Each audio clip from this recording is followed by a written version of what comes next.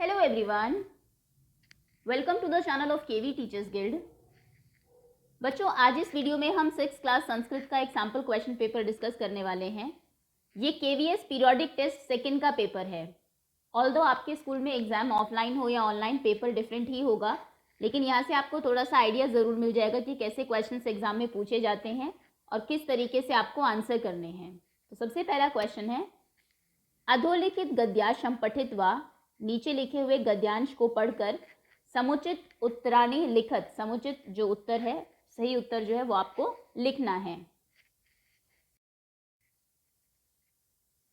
उत्सव प्रिय भारत देश, भारत देश हमारा देश उत्सव प्रेमी है, त्योहार प्रेमी है, त्योहारों को बहुत धूमधाम से हम लोग सेलिब्रेट करते हैं। अत्र यहाँ कुत्रचित कहीं पर शस्योत्सव भवति, शस्य उत्सव होते हैं। शस्य बोलते हैं हम फसलों को, तो यहाँ पर कुछ फसलों के त्योहार होते हैं। आपने कई हार्वेस्टिंग फेस्टिवल सुने भी होंगे, बिहू, पोंगल, ओणम, मकर संक्रांति। कुत्रचित कहीं पर पशुत्सव भवति, पशुओं से संबंधित उत्सव त्योहार होते हैं। कुत्रचित कहीं पर धार्मिकोत्सव भवति, हमारे जो अलग अलग धर्म हैं उनके अपने त्योहार होते हैं।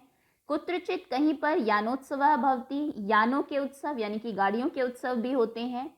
एतेषु इनमें से, एव यानी कि ही, अस्ति इनमें से ही एक है, अन्यतमः, अन्यतम मतलब अनेकों में से, इन अनेकों में से ही एक है पुष्पोत्सव इति, इनमें से ही एक पुष्पोत्सव भी है, फूलों का त्योहार।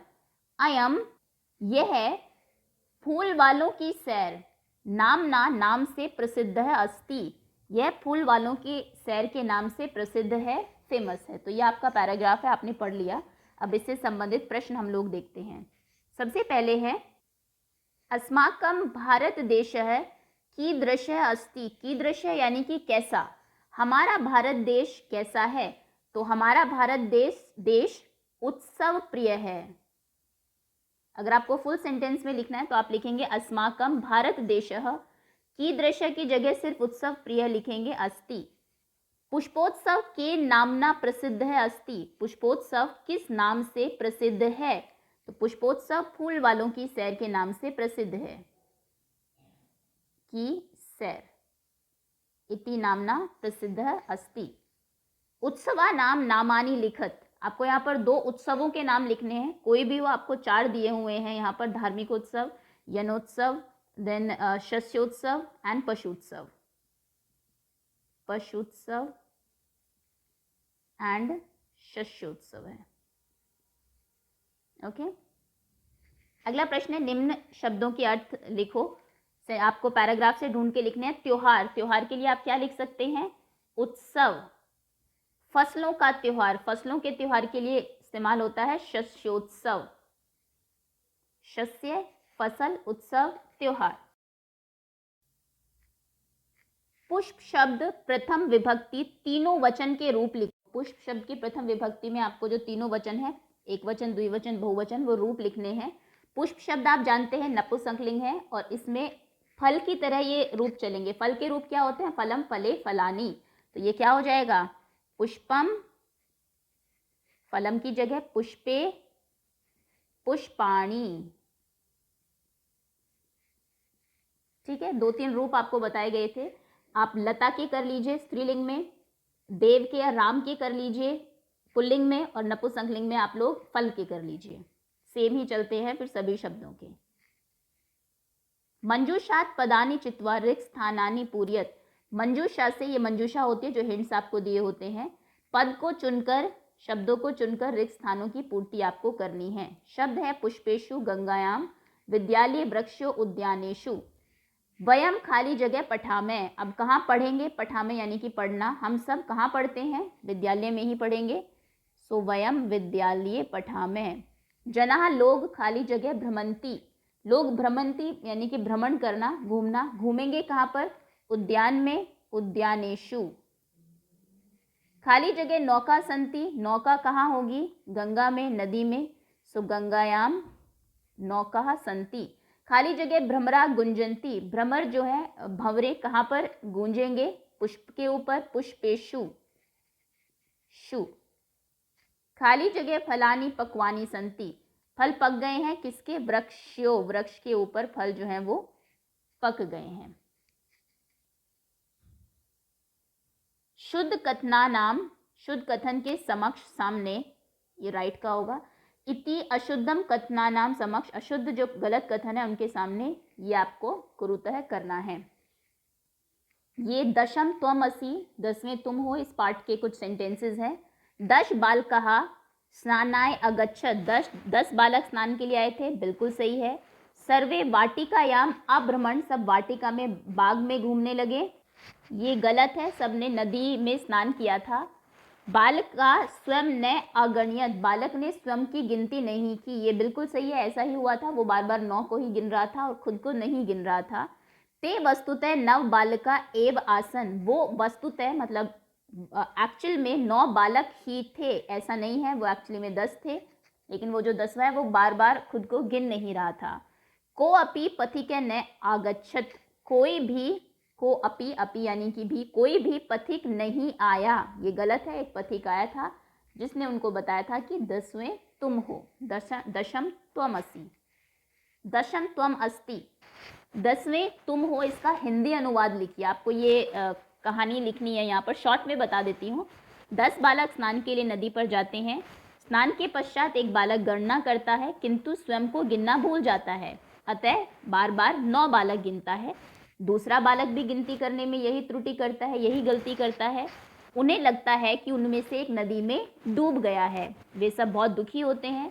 इसी बीच एक पथिक वहां आकर गणना करने में उनकी सहायता करता है और उन्हें बताता है कि 10वें तुम हो, और सभी प्रसन्न हो जाते हैं, खुश हो जाते हैं। ठीक है, पूरा वो सब नहीं लिखना आपको कि कुछ देर तक उन्होंने सोचा, फिर स्नान किया, फिर उसके पार गए, फिर पूछा, ये सब नहीं है, शॉर्ट में लिखना है। सो गए, उसके बाद स्नान किया, गणना की, एक भूल गया, दूसरे ने की, उसने भी सेम गलती की, दुखी हुए, पथिक आया, उसने बताया 10वें तुम हो, खुश हो गए, खत्म कहानी। निम्न शब्दों के अर्थ लिखो। ये कृषिका कर्मवीरा से लिए गए हैं शब्द। जीर्णम, जीर्णम यानी कि पुराना। उपानहो यानी कि जूते। खग पक्षी। कृषकः खेती करने वाला यानी कि किसान। क्षेत्र खेत। अर्थानुसार मेलियत, अर्थ के अनुसार आपको मेल करना है। संस्कृत में बहुत मुश्किल पेपर नहीं आता है, ऐसा नहीं कि आपको क्वेश्चन आंसर्स दे देंगे, क्वेश्चन आंसर्स लर्न भी नहीं करने होते, उसमें ज़्यादातर कुछ ब्लैंक्स फिल करने के लिए आएंगे, मैचिंग आएंगे, ट्रू फॉल्स आएंगे, ऐसे क्वेश्चन से ज़्यादातर आते हैं। निर्मलम, निर्मल यानी कि ठंडा, माफ करिएगा, शीतलम ठंडा होगा, निर्मल साफ। शीतलम ठंडा। नद्याम नदी। पथिक, पथिक का पथिक ही दे दिया यहाँ पर, राहगीर भी लिख सकते हैं आप। तदा तब।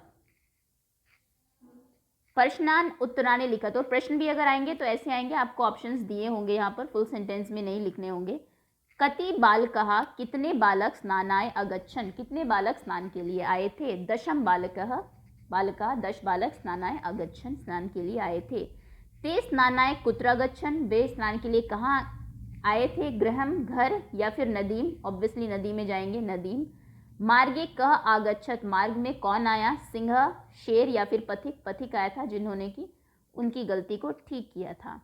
चित्राणि दृष्टवा संख्या लिखत, चित्र को देखकर संख्या आपको लिखनी है। सबसे पहले आम दिए हैं आपको, कितने हैं, 1 2 3 4 5, 5 को संस्कृत में पंच बोलते हैं, पंचम। 3 लड़कियां हैं, त्रयः। 4 पेड़ है, चत्वारः है। 2 किताबें हैं, द्वौ। 1 2 3 4 5 6, 6 फुटबॉल्स हैं, षट। संस्कृत में काउंटिंग एटलीस्ट 20 तक आपको आनी चाहिए। एकः द्वौ त्रयः चत्वारः पंच षट सप्त अष्ट नव 10, उसके बाद एकादश द्वादश त्रयोदश चतुर्दश पंचदश षोडश सप्तदश अष्टादश नवदश एंड 20 को क्या बोलते हैं, विंशति, विंशति।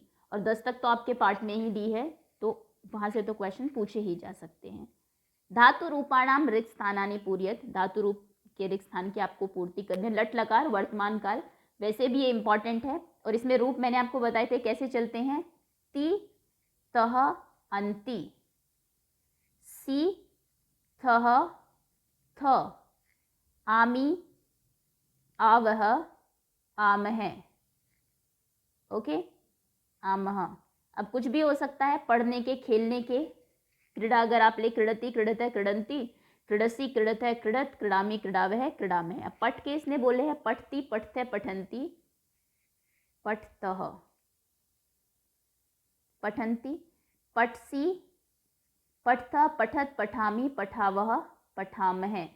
उत्तम पुरुष म के मेरे लिए होता है, अगर मैं पढ़ता हूं तो अहम पठामी, हम दोनों पढ़ते हैं, वयम पठामह, आवाम पठामह, पठावह, आवाम पठामह। ठीक है। मध्यम पुरुष तुम्हारे लिए होता है, त्वम पठसी, तुम पढ़ते हो, तुम दोनों पढ़ते हो, तुम सब पढ़ते हो। और प्रथम पुरुष थर्ड पर्सन के लिए होता है, वह पढ़ता है या पढ़ती है, राम पढ़ता है, श्याम पढ़ता है, वे दोनों पढ़ते हैं और वे सब पढ़ते हैं।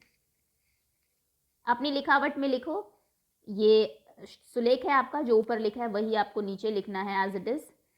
मेवाड़ राज्यम बहुना शूरनाम जन्मभूमि। मेवाड़ राज्य जो है बहुत सारे शूरवीरों की जन्मभूमि है। तस्य राजा उदय सिंह है, उनके जो राजा है वो उदय सिंह है। उदय सिंहस्य शासन काले मेवाड़ चित्तौड़ दीनी। सेंटेंस इनकम्प्लीट है, ये आपको नीचे एज इट इज लिखना है। बस यही आपका पेपर था, नीचे ऑल द बेस्ट लिखा है आपके लिए। होपफुली थोड़ी सी क्लैरिटी आपको आई होगी कैसे एग्जाम में क्वेश्चंस आएंगे। Thank you so much for watching.